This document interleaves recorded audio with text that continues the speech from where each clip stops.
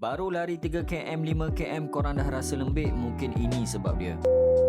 Bila korang lari pagi-pagi dalam perut yang kosong, badan belum ada tenaga untuk digunakan, itu yang baru 3km dah rasa lembik, nafas pendek, kaki pun rasa berat. Sekarang setiap kali sebelum aku buat long run ataupun aku buat interval, aku akan bancuh SGR pre-workout warna hitam ni dulu. Dalam dia tinggi dengan vitamin B, vitamin C, amino acid dan juga mineral, bagi korang steady je waktu korang buat training. Vitamin B kompleks ni sangat penting, dia bantu badan convert makanan jadi tenaga dengan cepat. Amino acid pula elakkan otot korang daripada rosak apabila kau push pace yang tinggi. Sebab tu bila minum sebelum training, badan rasa ringan dan tak cepat lesu.